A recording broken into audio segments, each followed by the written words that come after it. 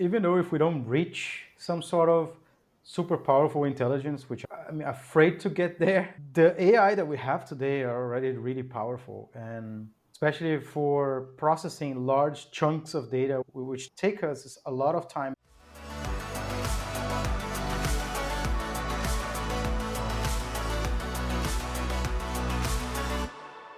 On today's show, we're exploring a historical moment where the 2024 Nobel Prize in Physics was awarded for advancements that bridged physics and artificial intelligence. That's right, this year the spotlight shines on Geoffrey Hinton and John Hopfield for their groundbreaking work on artificial neural networks, the very foundation of modern AI. So, Daniel, the Nobel Prize of this year, 24, in physics was awarded to John Hopfield and Geoffrey Hinton for their groundbreaking work that helped create modern AI, which is pretty much impressive. So, Hopfield developed a system called Hopfield Network, which works like a computer's memory, storing and recalling information. Hinton created important methods like backpropagation and the Boltzmann machine, which allows AI to learn patterns and make decisions on its own. Their work laid the foundation for neural networks, computer systems that are designed to mimic the human brain, or that power tools like Google Translate, facial recognition, and medical diagnosis net software.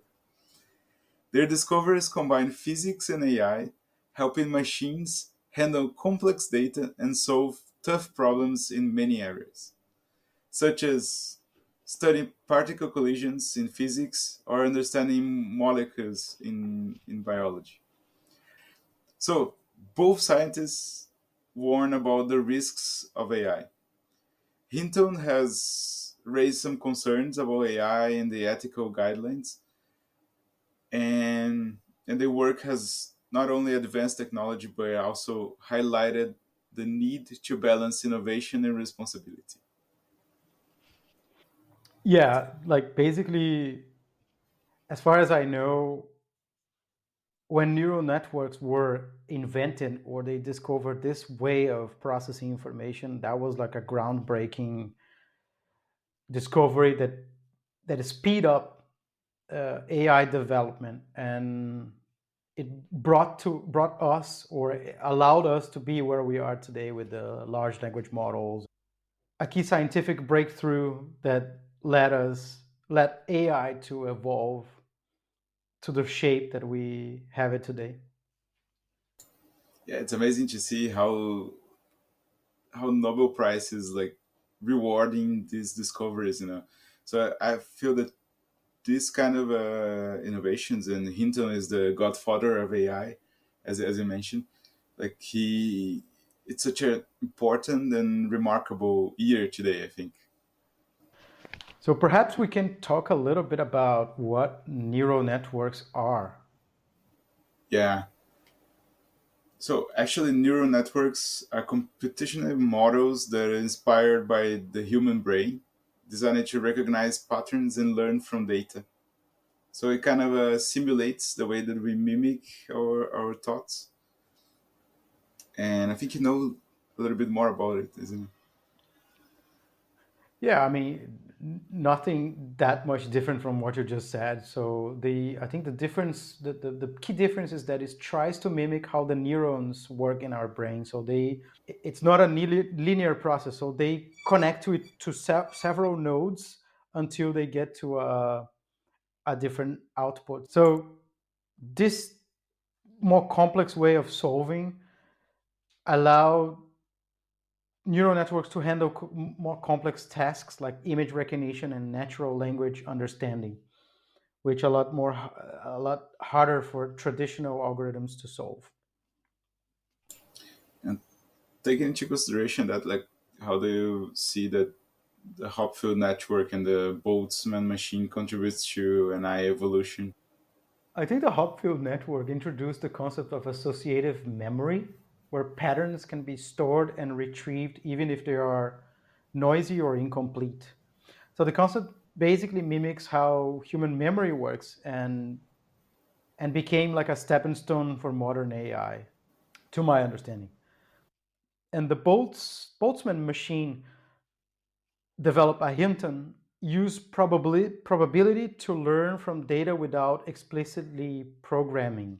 So this early neural network demonstrated how AI could interpret complex data sets, influence like deep learning models that came after. So based on all of that, what do you think are the real world applications that have emerged from this foundational AI advancements?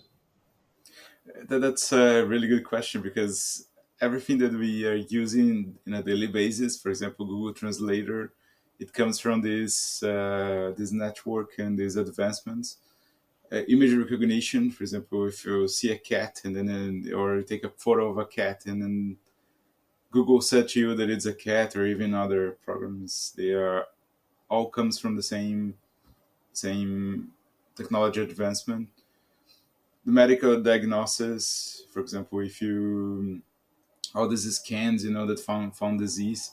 And I have read an article that now it's possible to see the breast cancer like years ahead, before it developed itself, like in the future. So thanks for this technology. So that's really interesting.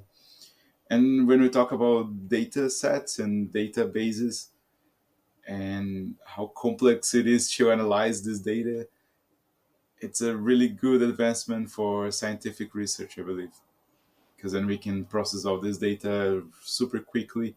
And then actually what's have been done in the chemistry Nobel Prize, they did some advancements in minutes that they took like decades to do it. That's the power of AI processing data, right? Yeah, I which think is amazing. even though if we don't reach some sort of super powerful intelligence, which I'm afraid afraid to get there, uh, the AI that we have today are already really powerful, and especially for processing large chunks of data, which take us a lot of time and saves us a lot of time as well. Yeah, that's true. That's true.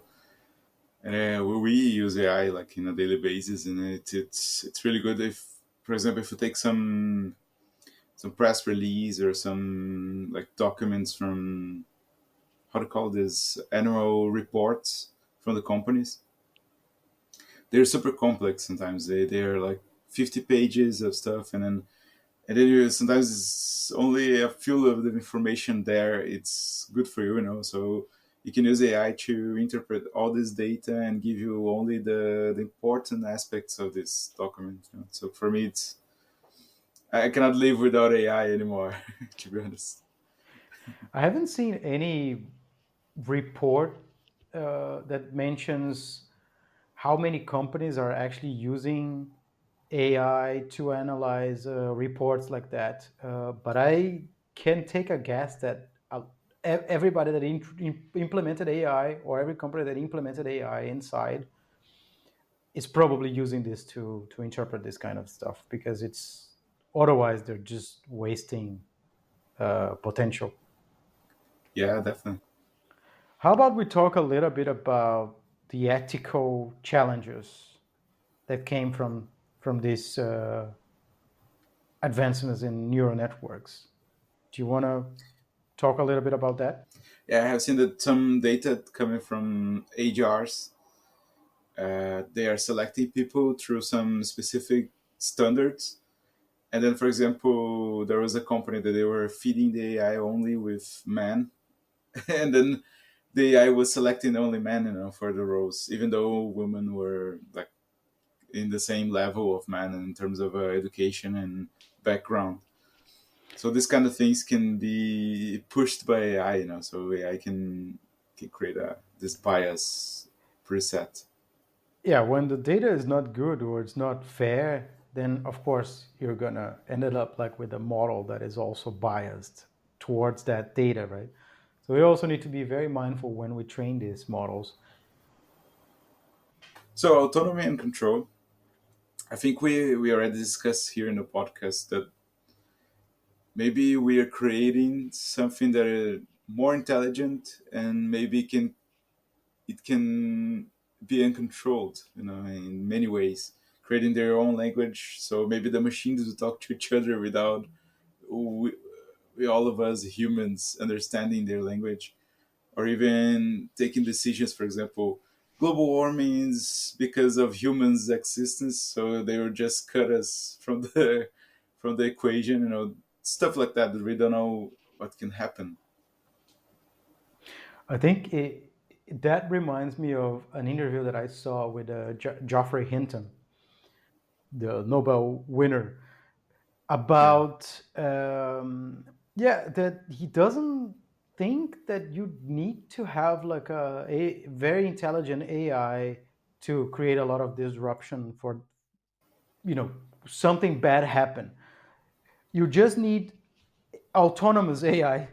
So basically, if you have an AI agent, which we're like pretty close to get, according to all these big AI companies and how they are promoting themselves now, which you have to take it with a grain of salt because they also want to raise a lot of money to continue investing in the product. But what he said in this interview, maybe we can link to the show notes because it's quite interesting, is that when you have an AI agent and then it has a goal, in order to achieve that goal, you will, let's say you want to buy tickets to go somewhere. But in order to do that, you have to do several sub goals. And when you define these sub goals, that's where the danger is because you can create sub goals that can have a lot of impact. And those machines, they want to be as efficient as possible. They want to get to the end result as fast as possible to deliver you what they were asked. And sometimes they have to take they will take shortcuts, and these shortcuts maybe are sub goals that are colliding with us, or we might be on the way, or let's say if they, in order to achieve their goal, they need more control, they will try to get more control to be able to achieve that goal. And then that's where it gets dangerous. I think I ramble a little bit, but the point is that in order to get to the goal, they might want more control because they know they can, if they get more control, they will achieve that goal faster.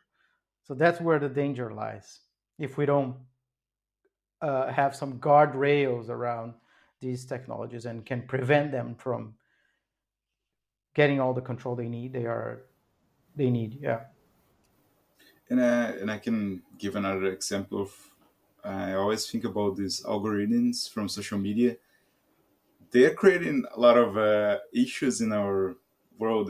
This kind of when they create these bubbles, and it's created automatically by social media. So it's giving you information about something that you like, and then when you see you were super extreme, for example, in one side of politics or another side, and then it kind of disrupts. So we're seeing in the politics in many places in the world, like people are becoming more fanatic and stuff. And I think the algorithm is already doing some stuff, because automatically is putting us in these extreme bubbles. So even a small technology, not a small technology, I think it's an amazing technology, but it's an autonomous technology like that, like the algorithms from social media, can already have a really big impact in our daily life. So what can a super machine can do? Yeah, exactly. So there's also, of course, some job related issues, right? I guess we've been talking a lot about that, and then there's no way going around that AI will create some disruption in jobs as well. And I think him to have been quite advocate in regards to that, like saying that there are uh, some fields where there will be some elasticity, so you potentially be able to adjust or adapt, and then humans will still be needed. But there are some jobs that will be automated because instead of taking 25 minutes, it will take 6. So How has Hilton's backpropagating algorithm influenced modern AI systems like ChatGPT and AlphaFold? so Hinton's backpropagation is a process that allows neural network to learn by adjusting weights based on errors on their output. So basically, they're training themselves. So it's very fundamental. This is was very fundamental to train deep learning models, for example. And without it, like systems like ChatGPT wouldn't be able to process language, and AlphaGo wouldn't be able to play Go, which is, by the way, Go is a Chinese. Maybe it's considered one of the oldest games, board games in the world. It's called Go, and I think it was AlphaGo that basically was the technology or the AI to beat it. And just to put a little bit of context, because I read a little bit about it, when they were testing this, the AI algorithm AlphaGo learned to play Go, which is apparently is a very hard game because it's so strategic. There's so many different ways, in different ways than humans have been played for centuries and millenniums. So nobody expected that the computer would just find those shortcuts. So it beat it humans in a very dramatic way. So it's quite interesting. So yeah. No, it is, and I think it kind of relates with the first chess model that beats the champion. You know, this the biggest champion in the chess in the world. Like it was beaten by a computer back in the 90s. So that reminds me exactly like these kind of models. So that's pretty much interesting. Should we try to play Go? Should we? Oh, we can just ask AI to do it. Yeah. So how do you see the blending between physics, neuroscience, and computer science shaping the future, looking into the advancements in AI, and then the base, which is neural networks? I think AI it's an amazing way of solving complex problems and connecting all these fields. You know, I think it makes more reach. So physics provides, for example, mathematical frameworks. Neuroscience inspires the design of learning algorithms, and computer science implements them at scale. You know, so it scales up the. So I think it all merges together. Everything it's kind of and this synergy drives to innovation in the healthcare, climate science, and beyond. You know, in many different areas. So I think the future of AI is collaboration between different disciplines and enhancing its transformative potential. I think we talked about that a lot in the podcast, how we can use in different areas and how can we broaden this knowledge, the many knowledge with AI.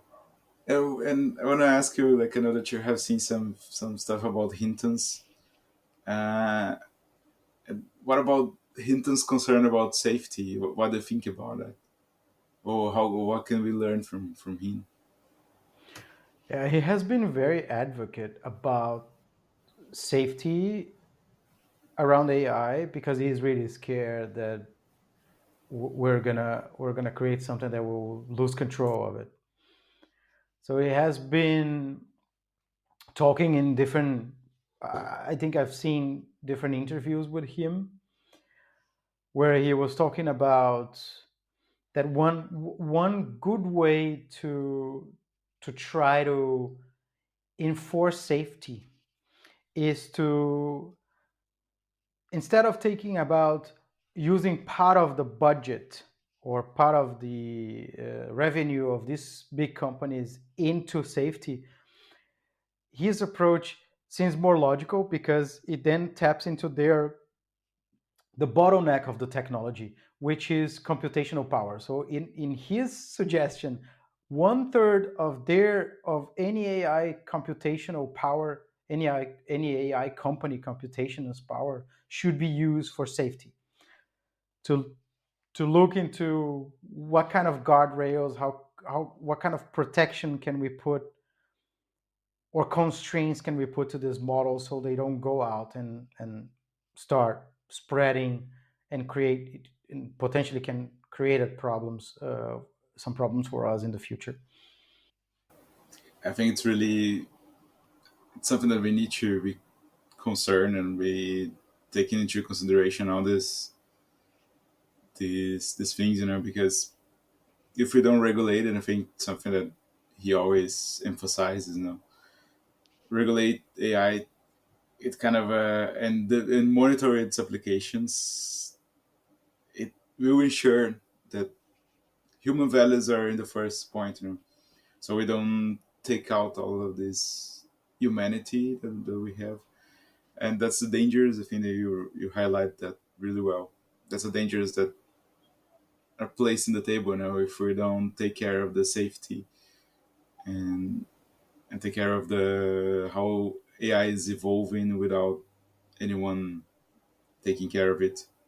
Right now, we're in this arms race where everybody wants to be the first one to have a groundbreaking revolution with AI agents or super intelligence AI. So it's quite complicated. So it's hard to see this thing slowing down if we don't regulate it accordingly. So, what do you think are the broader implication of recognizing AI pioneers, basically, with Nobel prizes? What do you think I about think that?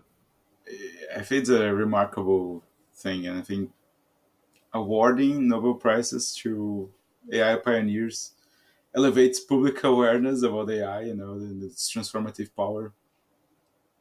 And I think it kind of legitimates AI as a tool for scientific advancements. And I think it kind of raises questions that we were discussing here, for example, safety and how can we avoid like misuse or even in how can we address like inequalities or even like global warming through AI driven solutions, So I feel that that's the way that we should talk about that, like if we elevate these guys because we're living the advancements that these guys were like doing in the background, like in a couple of decades ago, they started with that. So now we are really having amazing advancements with that. So So yeah, I think it's pretty interesting that Nobel this year have basically awarded like two different AIs in two different fields. It really shows that this technology is making waves, and we should be more aware of it, and then we should also see this as recognition that this is here to stay. So we reached the end of our episode. If you enjoyed the show, please consider leaving a review on Apple Podcasts. It's free and helps us a lot. This way, it can help us also reach new listeners. Oh, and if you haven't already, don't forget to subscribe on your favorite podcast platform to stay up to date on our latest episodes. If you have any questions for us, reach out to us at hello@humanaixp.com or connect with us on Instagram. Thanks for listening. See you next week.